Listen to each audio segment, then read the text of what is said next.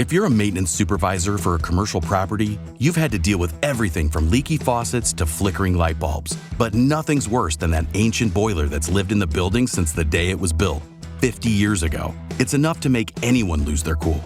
That's where Grainger comes in. With industrial-grade products and dependable fast delivery, Grainger can help with any challenge, from worn-out components to everyday necessities. Call, click Grainger.com, or just stop by. Grainger, for the ones who get it done.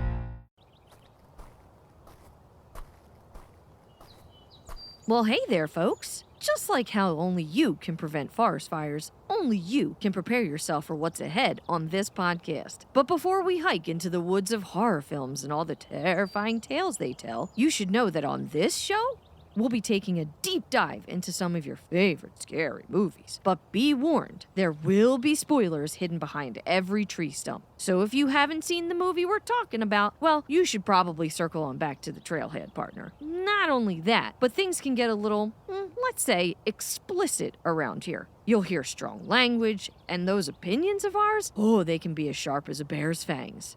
So remember, only you can decide if you're ready for the journey ahead. So stick around if you're prepared to face all those spoilers and listen to all that strong language and entertain some seriously bold takes. Otherwise, tread lightly.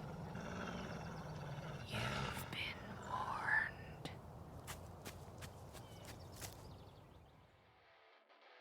Karen, what's going on? Grandpa, this is Pickett Smith. Mr. Smith, Jason Crockett. Hello, Mr. Crockett. My cousin, Michael Martindale. Well, Karen? Grandpa, Clint didn't know what he was doing out there, and we nearly ran Mr. Smith down. So we fished him out. Now we're going to offer him a little food and drink after he gets changed out of his wet clothes. Just a moment. Mr. Smith, I saw you out on the lake early this morning. You've been paddling around this island for hours, taking pictures. Yes, sir. Don't you know it's against the law? Grandpa. No, sir, I didn't. There's a sign out there that says private property. Who are you with, anyway? I'm a freelance photographer. I'm doing a pollution layout for an ecology magazine. Taking any pictures of frogs lately? I saw the biggest bullfrog this morning. This big. Damn creatures are everywhere. Hi, hello, and welcome to this week's episode of Monster Madness, a podcast dedicated to all sorts of creatures, features, and beyond. I'm Erica, and joined with me is a man who fears no animal, especially frogs. My co-host, Matthew. Hi, Matt. Hi. Frogs are weird. Sometimes they climb on my windows. Really? You have frogs in your area? Like tree frogs and shit. I mean, I live kind of next to a swamp. Do you? Not really a swamp. There's a river. It's just very wet. Swampy, yeah. Like, we're going to dye Judy because we don't think she'll stay white all summer. Oh, God. I thought you said something else. My brain switched, like... I'm not killing precious Judy. No. I just thought, for whatever reason, my brain just went completely dyslexic and just heard Judy died. And I was like, what? Like, we've been talking for a few minutes and you're just... Yeah. Okay. Well, I don't think I would be okay if she was dead. How old is Judy? 9. Okay. Well, the estimate is 9. We don't know. We don't really know when she was born. Gotcha. Plus, she's just years of getting just dicked. Forced to shit out babies like some sort of fuck machine. Little white fuzzy fuck machine. You can find Monster Madness on all your favorite podcasting platform sites, social media, things of that nature. I don't know what I'm saying. Matt streams video games, drum sessions. I join him occasionally. Twitch, YouTube. We got all the socials. Look in the show notes. You know the drill. If you've been here for a while, you know what I'm going to say. I don't think I need to mention it. A lot has transpired the last, here's the thing. Me and Matt were supposed to record a bunch of episodes during our time off. Newsflash, we didn't.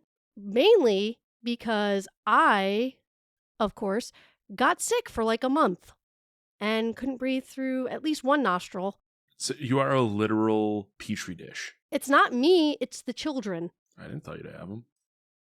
I'm aware. Do you have like a St. Vincent de Paul you can just drop them off at? You can just donate children? Is that a thing you can do? Is that illegal? To surrender a child? I'm pretty sure that's legal. Surrender sounds like, makes it seem shitty. I'm not trying to be shitty. I'm just trying to unload a couple kids. I'm going to keep this one, but the other one. That's what I'm saying. People do that with animals all the time. Why can't we do this with kids? I mean, I don't know. The state of the world, we might be able to soon. I hear we're bringing back plastic straws. Hell yeah. Suck it, environment. What a fucking weird hill to die. But our friend Dylan did tell me that earlier. And I said, I've realized I haven't seen any paper straws to begin with. Like, I don't go to Starbucks. I don't go to places that would generally have them. It's just my fast food addictions. So it's like McDonald's doesn't fucking care and fast food places don't. But it's like, if you don't want to have straws or you don't want to deal with it, just get like the Starbucks lid, the mouth sippy cup lids. Be done with it. Who cares? Then you don't need straws. On the rare occasion that I do get Starbucks, I do opt for the sippy cup lid, and I have metal straws all in my house. So we do have metal straws, but Alyssa uses them. I don't. Because you're a man. I was gonna say it, but I'm like, nah, we don't need to bring gender into this. But it's because I'm a man. Before we get into the movie for the night, we are for the afternoon, morning, whenever you're listening to this, enjoying it, because it's actually not even nighttime for us. On the rarest occasion that we were recording in the early afternoon. It's lovely. I love it. The sun's still out. I have an errand to run after this. It's wild. I can actually do adulting and not do this at like 8 o'clock at night. It's beautiful. But we are going to go to one of our favorite segments that now has tray names. Does it fuck? Have our Hebes been jeebied? And what was it? What was the third one? How did you phrase it? My Jiminy's have been cricketed. There it is. It's my favorite segment of the show. Seth texts me. Nah. I hate this show, but I'm going to still continue to Please listen. stop. You're a loyalist, and we love you. So my Hebes have been GB'd twice, dose. So I'm going to start with the one that relates to me being sick for the entirety of my life. Now, I found through an article that some doctor put out that cold meds are basically a scam. Now, again, I'm not a doctor. I don't know if this is true. I just know he was a doctor, and he's basically was just like, you're drinking liquid Tylenol. Everything else like doesn't really do anything. It gives you like mild relief, but nothing's really going to help. If you really want to like kind of decongest your head, which was my main issue, you want to take allergy meds. So that's what I do when I'm sick. I'll take like a Benadryl at night. It'll knock me out. I'll get to sleep. My nose dries up. Everybody's happy. They have Benadryl plus congestion. Hebeed jeebies. That shit is amazing. If you're ever congested, please sponsor this Benadryl. That shit worked so fucking well. I was shocked. I didn't even know it existed. I ran into the store to get something. It literally caught my eye. I was like, boom, right in the cart. Best decision ever. Not a pink pill. It's a blue pill. It's beautiful. It's a beautiful blue pill. So that was my first one. My second heebie-jeebed, I had never had the McDonald's spicy buffalo sauce just because I'm not a big, I don't get condiments from restaurants because I'm like, I have a shit ton in my fridge and they usually charge extra, whatever. My youngest daughter's birthday was a few days ago. She wanted McDonald's for her birthday. I obliged because I'm a good parent. They accidentally tossed in spicy buffalo sauce. Fucking fire. Who would have thunk? It's a solid buffalo sauce. Have you ever had it? Yeah, I have had it. I don't feel like it blew my tits off because if I go to... So here's the thing is like if I go to McDonald's when I was a kid, it was always sweet and sour all day. Okay. I don't think sweet and sour is as good as it was, or it just isn't taste the same because I'm an adult with sophisticated flavors. You mean a sophisticated palate? That too. I'm into sophisticated flavors. But also, like, if I'm going to McDonald's, I'm not looking for buffalo sauce. Not in a bad way, but like... Yeah, I never would actively be like, oh, the buffalo sauce. But it was a nice little serendipitous, thing that occurred. I ate the shit out of it. And Mikey even liked it. And Mikey is not a spicy dude. The spiciest thing that he does is crushed red pepper. He's like, that's my limit. And he fucking was jiving. I'm trying to think like the last... So I will end up getting like honey mustard a lot because I think it's easy. But I also... At this point, if I'm going to McDonald's, it's probably because something specific came out. I'm not getting chicken nuggets unless a sauce came out. So, like, even if you ask, like, I can't think of shit as to what would be worth getting sauce-wise. I think also, too, I just kind of had such a low expectation because, like, if I've gotten condiments at restaurants, or, fast food places, It's like your typical barbecue, ranch, ketchup, honey mustard. Honey mustard, I really think I've never had one where I thought it was bad. I think it's really hard to kind of fuck up honey mustard, but you can fuck up ranch and you can fuck up barbecue sauce. Just in my experience. I don't disagree with you. The ranch, I vaguely remember I did not like the ranch or barbecue sauce at McDonald's. Because here's the thing, I don't eat there often enough or get stuff that will require dipping said, sauces. So it's been many a year. But that, my heebies were jeebied. Crickets jiminied. It fucked. Yeah, you kind of threw me off a little bit there with your repeated. I just want to cover all bases. So anybody who likes the fine. Does It Fuck label, they got it. Seth has his heebie-jeebies. You have your crickety jimities or whatever it is. Jiminy cricketies. I don't know. The little guy.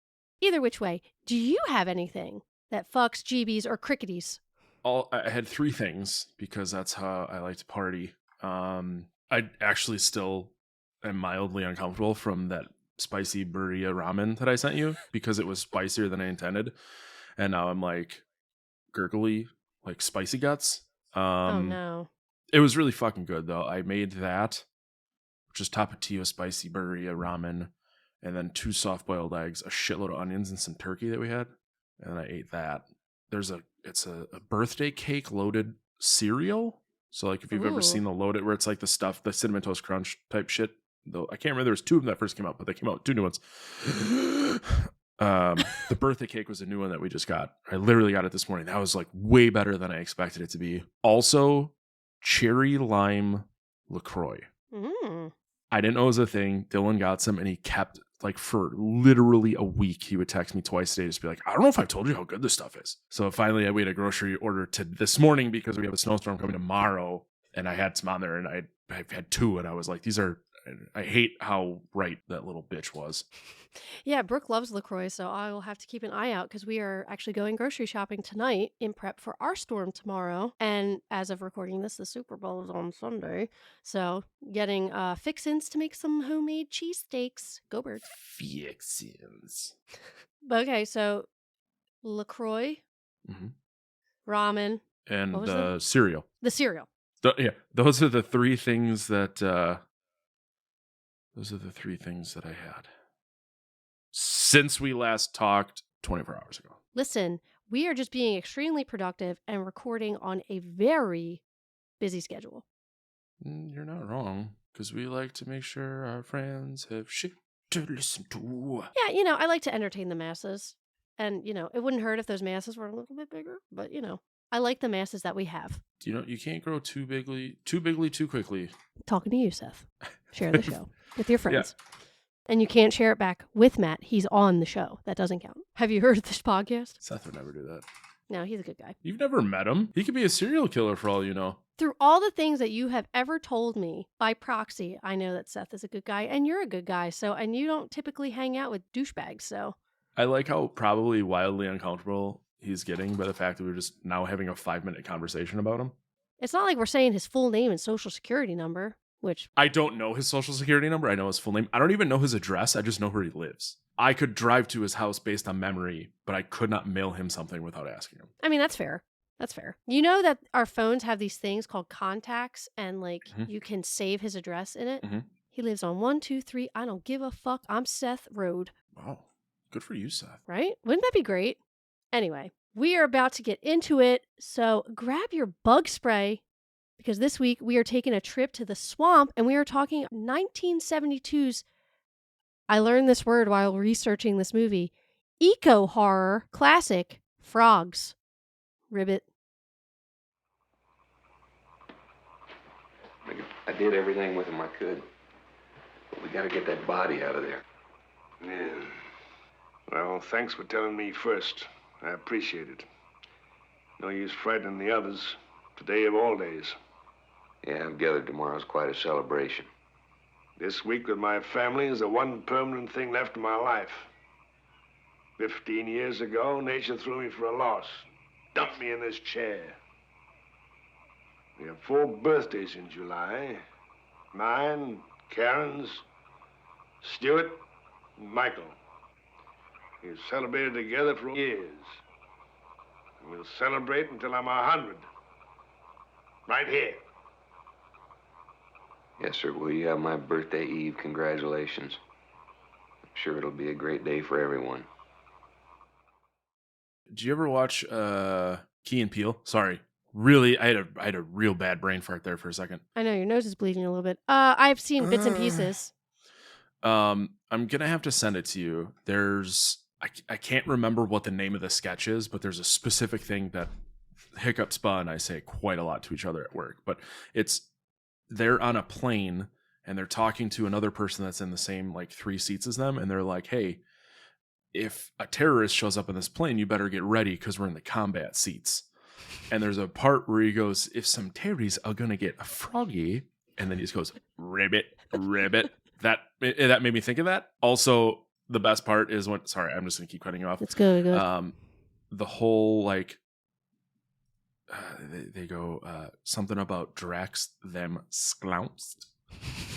And it's something about how they're gonna get radical on a Terry's clavicle, and he goes, "Skeet, skeet." Oh, it's so fucking great.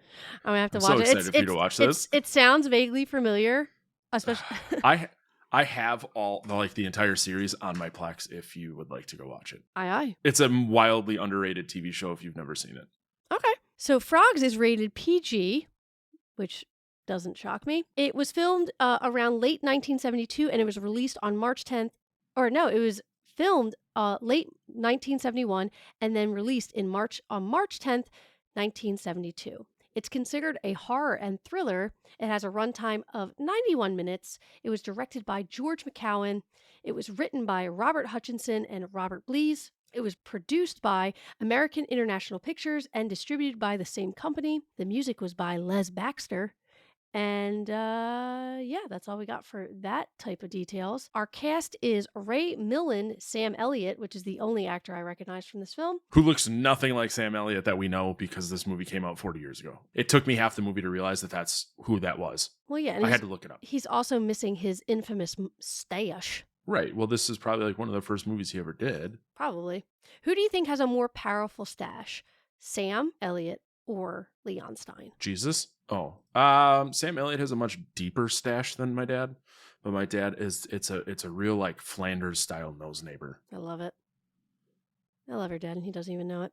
We got Ray Milland, Sam Elliott, Joan Van Ark, Adam Rourke, Judy Pace, Lynn Borden, Mae Mercer, David Gillum, Nicholas Cortland, George Scaff, and Lance Taylor. There's a couple other people, but who fucking cares? Did I ever tell you, or since you brought up my dad, and this is probably one of the funniest things I've ever heard from him. I'm so excited. So one of my friends in high school, because my dad, like in his basement, had like workout equipment, and my buddy, his name's Grant Hill, not the basketball player, tall white dude. We once traced his hair from his top of his head to his feet. Doesn't stop. Oh my god, I knew that because that's how you describe him every time you bring him up. I love that guy. I was like, Grant Hill, very hairy. Yep. He once asked me, he goes, when your dad lifts, does he look in a mirror and go, Leon, Leon? So my dad came home and we were all hanging out and I said, hey, Dad, Grant has a question for you. And he asked and he walks up here and he goes, no. I go, Grant. Like, fucking hey, Leon. I love that guy. See? I love him. I can't help it. I don't blame you one bit. Some taglines for the film. If you are squeamish, stay home. Cold green skin against soft warm flesh. A croak. A scream. That made me uncomfortable. A tidal wave of slithering, slimy horror, devouring, destroying, all in its path. Calm down. This movie is PG. It's not even PG-13. PG. My 4-year-old could watch this. Do you know what movie was PG-13? What? Pootie Tang. Jesus Christ. Pootie Tang. Rated PG-13. A terrifying story of times to come when nature strikes back. It's the day that... Oh, this is original. It's the day that nature strikes back. Millions of slimy bodies squirming everywhere. Millions of gaping mouths devouring. Today, the pond. Tomorrow, the world. That might be my favorite one, because they all sucked. Yeah, they're all about on par with the quality of this movie. Which is shit. Yeah, well, listen, we got to have some high-quality eco-horror, which that subgenre, that just name alone, I don't know why, but it just rubs me the wrong way. I guess everything you consider that we're watching is eco-horror, but no. Do you know the budget for this movie, man? Technically? No. No. Yeah, it's $1.9 million. Jesus Christ. That's all animal handling. That's $14.5 million right now. What the fuck? What Yeah. the fuck? Yeah. God, here's the thing. Do you know how much good I could do with $14 million? This podcast would be way better. Me and you would have no debt. We'd be neighbors because I'd buy a huge I'll take the debt. You're telling me, real talk, I become a millionaire, okay? Multiple millions of dollars. I'm basically a billionaire. I buy the biggest plot of land that I can find, and I just do a whole family compound with all my favorite people. You all get, how many acres do you have right now? 10. I would give you 15 acres. I'd up it. I would have landscapers. We'd all have major acreage. Mikey would be living on the plot. All right, I'm back in. Right? We'd all have go-karts and golf carts, rather, to traverse to one another's homes. I mean, you know goddamn well I'm down. The last thing I want to do is work. I mean, you might still have to work a little bit, but you'd be able to retire way quicker. Can my working just be like at a pizza place? Whatever you want to do. Whatever you want to do. I'm back on board. Okay. See, that was easy. So the plot of Frogs, we see our buddy Pickett Smith, who is played by the lovely Sam Elliott. He is a freelance nature photographer paddling his canoe through the swampy waters near a private island in the Florida Everglades. Have you ever been to the Everglades? Mm-mm. Ever want to go to the Everglades? Mm-mm. I don't really hear a lot of good happening there, so... Ooh, not retracting, but backing up a little bit. Something else that fucks that I don't think that you have watched yet. Dexter Original Sin is actually pretty goddamn good. I think we're on episode 5. We'll probably finish it tomorrow. Yeah, I thoroughly enjoy it. It's a really nice precursor to the whole story. Because I wasn't on board at first. I was like, why do we need this much Dexter? And I'm kind of feeling that way when it comes to the new one with Michael C. Hall. I think I'm just tired of Michael C. Hall. But the people that they, and this is just my opinion, the people that they got to play the younger counterparts are so perfect. The only one I'm not sold on is the girl who plays Deb. Because I think it's really hard to copy Jennifer Carpenter. Yeah, that, and it's like I have such. Now we're really not even talking about Frogs, but That's it's fine. like it's so hard to. Like, I don't feel like the character of Deb was as brash as they make her out to be at that age. Does that make sense? Yeah, I think they kind of should have lightened her up just a smidge, but I think. And I don't want to give too much away because I know some of my friends who listen to the show who haven't started it yet because they're waiting for it to just be complete so they can binge the whole thing. There was a scene, and I'll probably cut out like a couple things, but there was a scene in, I believe it was last week's episode, because you haven't even seen it yet, where I think it explains a lot as to why Deb is the way that she is. So I don't have to cut anything out because I'll just leave it at that. That it was actually really emotional, and I was actually shocked that it kind of hit me in the heart a little bit. But either which way, Frogs. But yeah, Dexter Original Sin fucks. Who knows if the Trinity prequel is gonna fuck? Who knows if the new fucking one with Michael C. Hall is gonna fuck? But you know, I'm here for it. I'm gonna watch it. Whatever. So we have Pickett Smith, who is a freelance photographer in his canoe in the Florida Everglades. He's taking photographs of pollution in the water, things like discarded bottles, oil slicks, and dead fish. He's highlighting the environmental damage caused by us glorious humans. While he is focused in his work, a speedboat comes roaring through the swamp, and it nearly capsizes him. The boat is driven by Clint Crockett and his sister Karen Crockett, who are enjoying a day of fun on the water. Seeing that they almost knocked Pickett into the water, they pull him aboard and apologize. To make amends, they invite him to their family's estate, a grand Southern-style mansion owned by their grandfather, Jason Crockett, a wealthy boy. Upon his arrival, Pickett is introduced to the Crockett family, who have gathered for their annual 4th of July celebration. Jason Crockett, an elderly but strong-willed man, confined to a wheelchair, wheelchair, is immediately wary of Pickett, suspecting him to be an environmental activist. Despite this, he allows Pickett to stay as a guest. So this household includes various family members and their spouses. We have Stuart and his wife Mabel, Michael, who is engaged to Jenny, Charles, who is the butler, Grover, the family groundskeeper, groundskeeper, easy to remember that. I'm having a hard time talking today. And then there's 2 children named Kenneth and Tina. A lot of people, whatever. Throughout the day, Pickett notices an overwhelming presence of wildlife surrounding the estate: frogs, snakes, lizards, and other swamp creatures. There is something unnatural about their behavior. They seem to be observing the humans and waiting. The sounds of croaking frogs grows louder and louder as time goes on. That evening, Grover is found dead near the greenhouse. His body is covered in snake bites. Pickett, suspicious of the increasingly aggressive wildlife, begins investigating. He suggests that the pollution and disruption of the natural ecosystem may have triggered the animals to retaliate, but Jason dismisses his concerns, calling them nonsense. Jason believes he is in control of everything, including nature itself. Now, how do you feel about snakes? Are you fearful of them? Yeah, I have absolutely zero interest in their existence. So if like someone put a snake around your neck, would you freak out? Like if someone had a pet snake and they're like, here's my pet snake, and they kind of like wanted you to pose like Britney Spears, would you be like, I'm a slave for you? Or no, I'm not into it whatsoever. I have absolutely no interest in that being a part of my life. Every dude I know does not like snakes, which is funny to me. Yeah, I don't know. I didn't like grow up outside in nature a bunch. So like I love the insects, dark. all that shit. I love the dark, but I hate nature. 100%. So yeah, I don't know. If there's glass between me and them, we're fine. Like I can look, but spiders I have a hard time looking at, even if there's like a barrier. I fucking hate snakes. spiders. I don't. There was a part with spiders in this movie, and I thought of you. I didn't watch it. Yeah, so my girlfriend, when she was in college, had a ball python that was 4 feet long, and I've seen numerous pictures of her with it just like on her, around her neck. She's like, oh yeah, I used to fall asleep with him, and I'd wake up and he'd be like coiled around my arm, and I'm like, he could have killed you in your sleep. She's like, no, he was like a puppy. He was so sweet. That's the same as these people are like, I have a pet puma. Watch me fuck with this jungle cat. And then you're surprised when it rips your face off.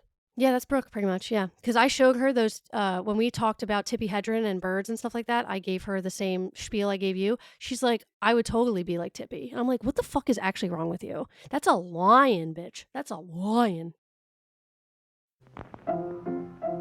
Let's all go to the lobby. Let's all go to the lobby. Let's all go to the lobby to get ourselves a treat. The next day, the attacks escalate. While searching for Grover, Michael decides to take the canoe to leave the island, hoping to reach the mainland and call for help because the phones, for whatever reason, are now dead. I wonder if the frogs bit the phone lines. Yeah. For no reason at all, not explained at all to my recollection. The power is out. Yeah, but like how bad was the frog problem on your island that like you didn't care that they were everywhere to begin with, and then you only started to care when they were like on your food? Yeah, there was a lot of gross negligence in this film where I would have had a red flag up almost immediately. If a frog is staring at me like it looks like it's going to murder me, I'm done.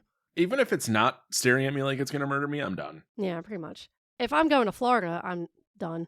So, I'm going to be having a bad time the whole time. It's fucking humid. My hair is going to be frizzed out the entire goddamn time. I'm going to be miserable. I'd tell you about the last time we went. No. It was, I'm pretty sure it was before I met you. But Alyssa and I went to Halloween Horror Nights and like the Simpsons shit at Universal. Mm-hmm. And to do Halloween Horror Nights, you have to purchase a day ticket to Universal.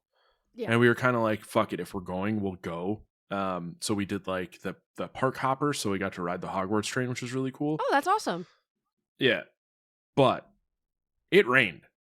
It Oh. rained after we were at Universal before Halloween Horror Nights started. So when Halloween Horror Nights started, half the shit was closed because it was wet. Oh. You can't transfer tickets. They're just kind of like, fucking sucks, I guess. Yeah. But it was the end of September and it was like 85 and humid as fuck. So yeah. That's miserable. Mm-hmm. The next day, the attacks escalate. While searching for Grover, Michael decides to take the canoe to leave the island. Oh yeah, I already read all that. As he paddles through the swamp, he suddenly is pulled into the water by a large alligator. His screams echo through the trees before the water goes still, and he is gone. His absence is noted, but Jason refused to let it interfere with his planned celebration. Hey man, the 4th of July is big in Florida. His fucking friends and family are getting eaten by alligators and frogs and snakes are fucking attacking. Fuck it. God bless America. So we've dealt with a town that refuses to not celebrate love. Yes. And now we have an island that refuses to not celebrate the 4th of July even though they're being overrun by reptiles. I mean, that sounds pretty American to me. That's very Florida. Yeah. I mean, that is true. Let's not forget that when the pandemic started, everyone went to Florida because Florida was like, fuck it, you're going to die anyways. And then they did. Meanwhile, Stuart is hunting in the woods when he is attacked by leeches and swarmed by giant lizards. He struggles to escape, but the leeches weaken him very quickly, oddly quickly, actually, and he collapses into the swamp where he drowns. Now, I've never experienced a leech. Can't be a good time, but I can't imagine just having a few on them and just being like, oh my God, and then just fading away. He must be anemic. I get you, brother, but... Right, but think about the fact that for many years, they just would put a bunch of leeches on you to make you not sick. So the amount of leeches on this fella isn't going to bring him to his knees. And yet, here we are. Inside the greenhouse, Mabel goes to gather flowers for the party, unaware that the place is crawling with deadly creatures. Suddenly, lizards knocking over toxic chemicals off of shelves. It's causing them to spill and fumes to go into the air. The glass walls trap her inside and she chokes to death as the reptiles watch silently. When I saw this scene, I just kept thinking of that GIF that I send everybody all the time of the fucking laughing lizard, like them watching her like, yeah, we know if we knock over these fucking really toxic chemicals, this bitch is gonna suffocate, but we're not. Like, what? Hiccup spot senses me all the time. Karen, increasingly panicked by the disappearances of every fucking person, urges the family to leave, but Jason remains defiant, refusing to abandon his estate. He insists that the deaths are coincidental, dismissing the idea that the animals are intentionally attacking. These deaths are just normal. It's 4th of July. We're gonna celebrate. Don't worry, Karen. It's okay. Later, Jenny is alone in the woods for whatever fucking reason, and she is attacked by snakes. She tries to escape, but is strangled and bitten to death. Simultaneously, Charles, the butler, disappears without a trace. Bye, Charles. Realizing that staying means certain fucking death at this point, Pickett takes control. He convinces Clint and Karen that they need to escape with the children. However, Clint insists on trying to find Michael first. While searching, he is ambushed by venomous snakes and dies from multiple bites. Meanwhile, Tina, one of the children, is playing outside when she is suddenly swarmed by a group of tarantulas. She screams in terror as they cover her body, biting her multiple times. Though she survives, she is left traumatized. I did not watch the scene at all. I don't know what happens. This is the first time I even know what happened in that scene, because the second I saw that creepy crawly fuck, I was done. Spiders are the fucking worst. And I'm really mad at Instagram because I mentioned this out loud and my phone was listening, and now Instagram keeps showing me reels of these cuckoo bitches who are making adorable little habitats for their fucking tarantulas, and I hate it. I hate it so much. Spiders are probably one of my biggest fears. As Pickett gathers the survivors, another horror unfolds inside the mansion. Mabel's son, Iris, is trapped in her bedroom with a dozen birds crashing through the windows and peck her to death. At this point, so many family members are dead. Pickett takes Karen, Kenneth, and Tina, and they head for the boats. They manage to escape the island through the foggy swamp, listening to the unrelenting croaking of frogs. The survivors finally reach the mainland, where they find an elderly woman and her grandson, oblivious to the chaos that has unfolded. However, a single frog sits ominously nearby, indicating that the ecological uprising is not isolated to the island. Back at the mansion, Jason remains alone. He sits still, refusing to believe that nature has turned against him. In his study, he drinks his whiskey and grumbles about his ungrateful family, which, 90% of them are dead at this point, but, fuck them. The croaking grows deafening, filling the house with an unbearable noise. Suddenly, frogs begin entering the room, leaping onto his lap. his arms, and his chest. Jason looks around in horror as more and more frogs invade. Though the attack itself is never explicitly shown and is not fully clear at fucking all, Jason is either suffocated, poisoned, or dies of sheer terror as the amphibians take over his estate. Why not all three? Exactly. Like, I know that there are frogs out there that are so poisonous that if you even touch them, you get a reaction and, like, are paralyzed. But 2, please. I don't want to be paralyzed. I just want sweet death. there it is. Oh, this season has just started and you have already asked for sweet death at least 3 times. And this is our 3rd episode. It's probably twice an episode. I would say 1 to 2 times an episode. I will not let anyone down, and I will continue to keep up the average. Oh, good. I'm really happy for you. Being sad. A sad boy. Might want to talk to someone about that. I have therapy on Tuesday. There it is. Therapy's good, folks. Do it. As Pickett and the others move further from the island, the eerie silence is broken only by the sound of frogs croaking. The film ends on a disturbing note, leaving the audience allegedly with the unsettling realization that nature's rebellion is far from over. So, Matt, I am curious. Would this be a yay, nay, or slay for you? Now, let's just remind the audience, because we didn't the last 2 episodes. Yay is you enjoyed it. You would watch it again per chance. If you didn't, whatever. But you're happy you watched it. Nay is meh. I'll never watch it again, but whatever. Indifference. Slay. Fucking. Why was this movie made? I am offended and upset that you made me watch this movie. I would have been better off never knowing that it existed. I could have spent those 90 minutes giving myself a rectal exam, and it would have been better spent than watching this fucking god-awful movie in which I worked harder at my day job in the 90 minutes this was on than I probably have in 2 weeks because I did not want to watch this movie. So we have reached a 4th option, offended. Yay, nay, slay, or offended. I love it. I'm adding it right now to the template. Tell me I'm wrong. Here's the thing. This whole show is based off of getting you to watch movies that you would never watch. So, for me, if I had to rate this movie based on your reaction, it's a yay for me. The movie itself is a nay. I'm never going to watch it again. I don't hate it. I'm very indifferent to it because I can see where people would be uncomfortable. Like, it made me uncomfortable in certain spots because I don't particularly care for lizards in general.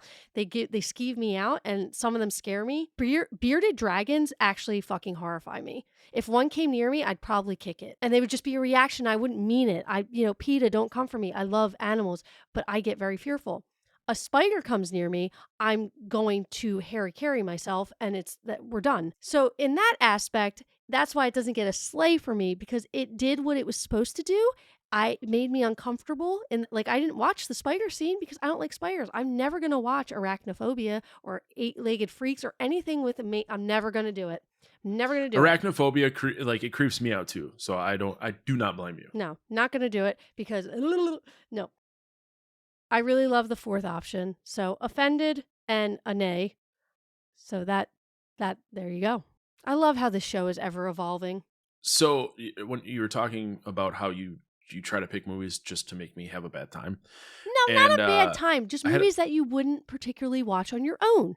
This was suggested to me. Fair enough. So I know a couple people that will oh, hey, I watched this movie. We'll watch this movie. And I have to be like, hey, I am forced to watch a movie that I probably otherwise never would once a week. I only have so much time and so much energy. Probably never going to watch this, but thanks. And you love me most. So the next segment is another new favorite of mine. Would we survive? Matt, do you think you would survive an uprising of frogs, lizard, and tarantulas of the sort? Yeah. So in this situation of this movie, I would survive because I would just leave the island. Oh, yeah, I would survive because I'd never be in Florida. Well, yeah. In July. Yeah, step 1 is I wouldn't be in Florida. If I hit a guy on my boat, I wouldn't ask him to get on it and then go to his weird private island. If I then found out shit was going on with reptiles, I wouldn't stick around. There's just a lot of ways that I would have gotten out of this. Yeah, on the whole, it's such a weird setup because maybe it's because it's the 70s and people maybe were more trustworthy then. But if someone almost killed me with their boat, I wouldn't be like, hey, come to my private island and celebrate 4th of July. I'd be like, no. I feel like a lot of people in the 70s were probably less likely to trust a stranger. Because that was a lot more like, stranger danger, don't get into windowless vans when you're offered candy. I'd say yes and no. More 90s. I feel like obviously with children, you wouldn't be like, hey kid, come to my private island. Like this was a full-grown adult man. Jesus. This is a full-grown adult man who was like, yeah, you almost capsized me and drowned me, but yeah, I'll come hang out. I have Nintendo, little boy. Well, now we know your tricks. But yeah, like I don't know. I just want to be left alone.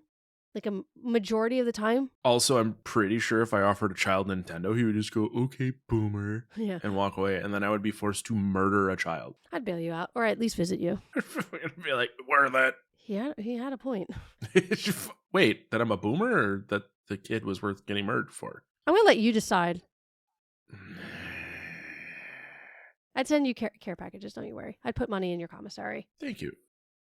All right, we're going to move into our next segment. Oh, we're not done yet? Oh my God. No, we got monster minutiaes. I know. There's only a few.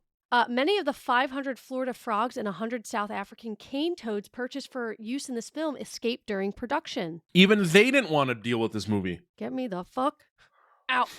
Ray Milland wore a toupee throughout the film. He sweated so much that it fell off his head several times. Just embrace the bald. Due to the film's low budget, no live birds were used for the bird attack scene in it. Stock footage of flying birds were superimposed over footage of the running cast. In a review for Andy Warhol's interview, writer Fran Lebowitz called this film the best bad movie I have ever seen in my life.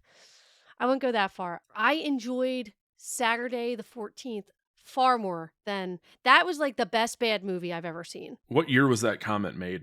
Because that will I have no idea. Change things.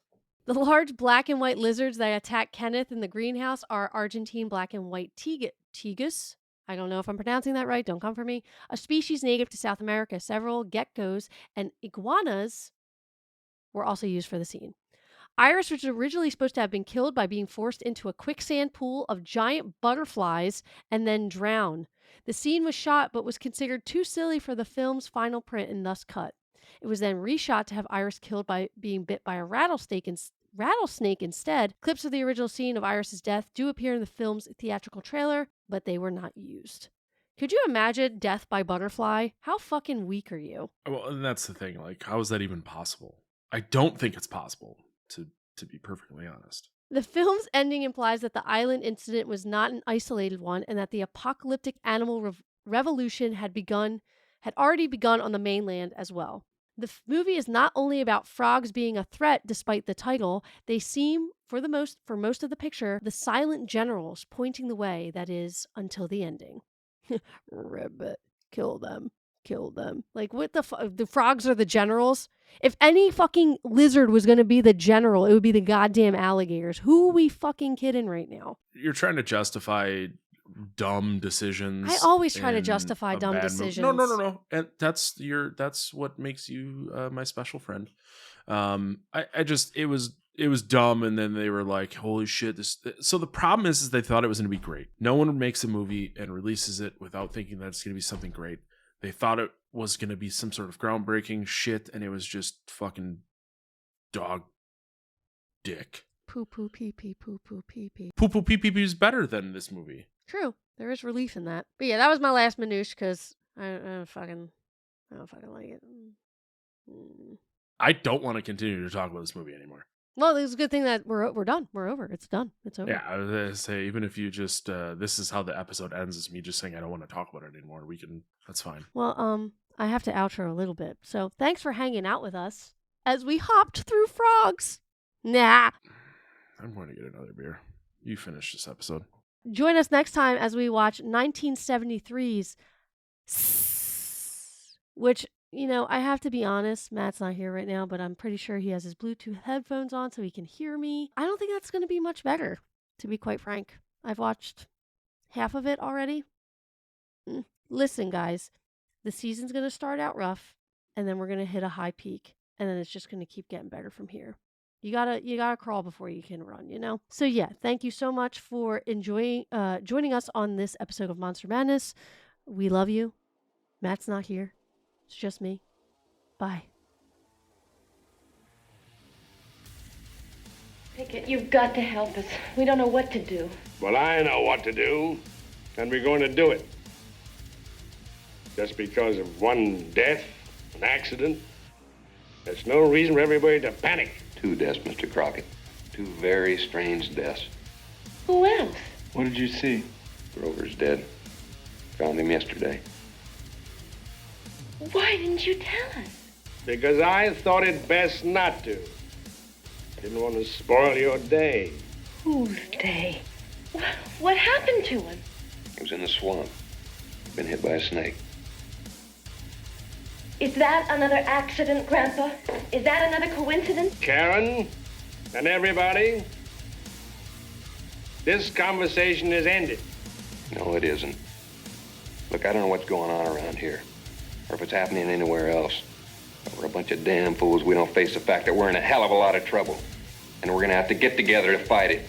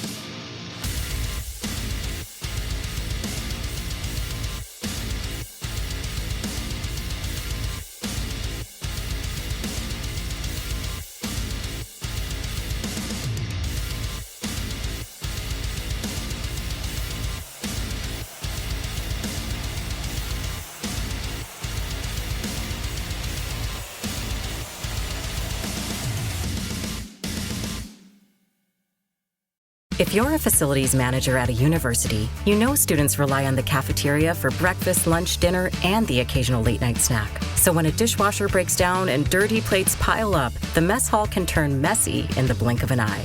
Enter Grainger. With over 1 million industrial-grade products and fast delivery, the product you need now is never far away. So you can turn that dishwasher back into a lean, clean washing machine. Call, click Grainger.com, or just stop by. Grainger, for the ones who get it done.